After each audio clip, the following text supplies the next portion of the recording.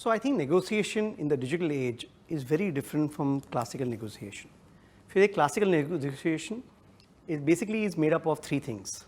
It's time, information, and power. If you have the power, you can negotiate better.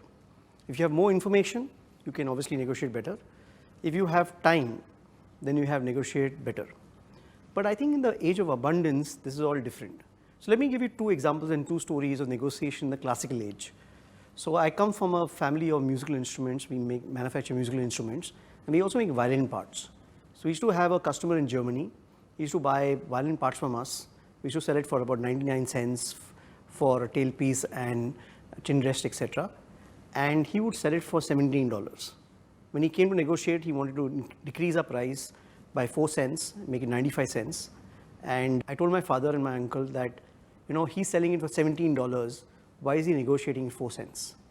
So he asked me a simple question. He says that in that 99 cents or 95 cents, would you make a good margin?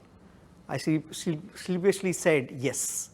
But what happened was that he said that whenever you negotiate, you should never say how much money the other person is making. You should always focus on how much money you are making. If you're making good amount of money, then you'll always do well in life. The day you start focusing on what the other person is making, then you'll never do well in life. So that sort of set the mindset for me to negotiate in the digital age, because digital age is not about getting the best out of somebody today. When I sold my company to Dentsu, I could have got a higher price than somebody else. But I saw what their value system was. 70% of the entrepreneurs who sell to Dentsu stay back with them. Over a 5-year period, you end up making a lot more money. So the upfront money that I took was limited, and I linked my growth and my money I'm going to make on what I generate in the next 5 years. So we grew Communicate to almost 15x in that 5-year period. So if I sold my 49% stake at X, I ended up making 7x on my 51% stake. Because I was not in the game to negotiate and win something now. When you have a 20-year horizon for negotiation, then you end up making a lot more money than you would have made by upfront trying to get better of a deal.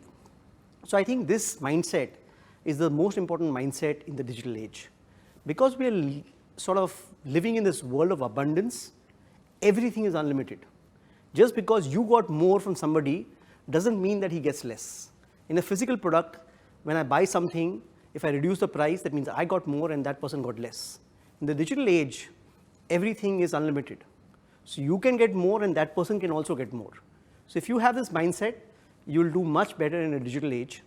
When you are choosing an investor, I chose an investor who came on board recently, almost 7-8 months after I started the company. I gave him the same valuation that the valuation was given to the first investor. Because that person is going to add so much value in my business that the percentage of equity he's taking is very small, I should give him the best value. Even though I had commitments at 3x, 4x the valuation from a new person, I gave him the same valuation that somebody else had got 7 months ago. So as I said, right, in the age of abundance, negotiation has to be in that generosity mindset. The more generosity mindset you have, the more money you will end up making, more successful you will be. Just imagine, right? The other thing is, if you take collaboration, the investor relationship is not a destination. Your valuation is not a destination. It's a journey to a destination. So the more and more people you be generous with. When I was raising capital today, I was able to raise capital from 15 people because the fact of the matter is that I had been generous with them my entire life. For a 10-15 year period, I built up relationships with all these people who backed me when I wanted to start a company. Let me give you an example. When I was selling my company to Dentsu, I had a set of investors who per se gave up part of their shares to give it to my team members and employees. I gave half and they gave half. Now they were exiting 100%. So they had no incentive for giving and parting the equity and making less money in the sale to Dentsu. But because I had been generous with them, for 5 years I had not taken a salary because I believe that they were well-wishers to me.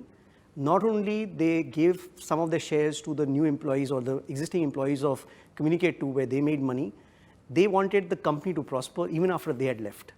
The same investors came on board with Profit Wheel and they invested with me again because of the generosity mindset.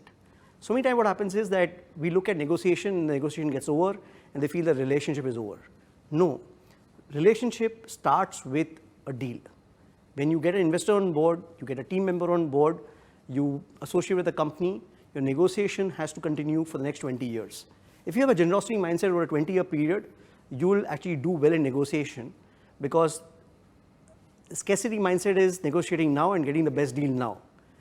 Abundance mindset is getting a best deal in a 20-year period.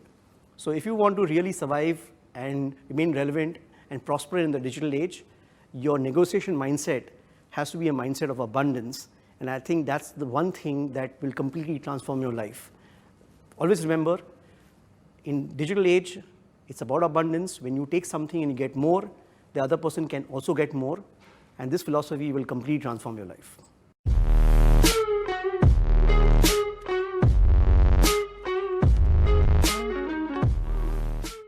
So I think if you look at skills, right, in the scarcity age, the skills were time, information, and power. So you had to get more information. You had to have, like, let's say if I'm raising capital today. I'm raising capital when I don't need capital today. But I want to expand globally, and for that I want to invest capital. If I don't get capital, then what happens is I will not expand globally. So then I don't need capital per se. That allows me to negotiate the terms more effectively. If I was in need of capital and had to pay salaries in the next few months and I didn't have capital, then I would not be able to negotiate, because then I would have to take what I'm getting. So you should always raise capital when you can rather than when you must. So negotiation is all about these three factors: time, information, and power. So obviously they have to be in your favor, but with that in mind, you still have to have that abundance mindset. Today the investors who are coming on board, they're going to come on board because I know that I'm going to build a global company and they'll make 100x or 1000x their capital. That's what the intent is. I started Profit Wheel, it's almost been a year. There's 20 crores lying in the bank, but I haven't taken a single rupee from Profit Wheel. There is no salary, there is no expenses, everything is paid by me, myself. Now that's what I call about abundance mindset. Obviously there is money in the bank. I could take a reasonable salary. It could be half or 1/3 of what I'm drawing in Dentsu. That would have been fine. No investor would have ball-tatted or said anything about it. But it's just the abundance mindset that today I'm trying to create a large company. These are inconsequential expenses. It doesn't matter. If I don't take a single dollar from the company for the next few years, it's not going to impact my life in any way. But that's the mindset that is required by entrepreneurs. The more and more this mindset you develop, the more and more successful you will be. And in a way, it's an overarching belief. So I have a chapter in my book called I Trust Everyone. Now, in negotiation, you have to trust everyone. You should never doubt anybody's intent. Because if you trust everyone, then you'll have relationship and business with hundreds and thousands of people, and few of them may not be fair to you. But if you don't trust anyone, then you will have business relationship and friendships with few tens of people. Even if everybody is fair to you, the total unit value that you receive in life from hundreds and thousands of people will be much more than you can get from tens of people.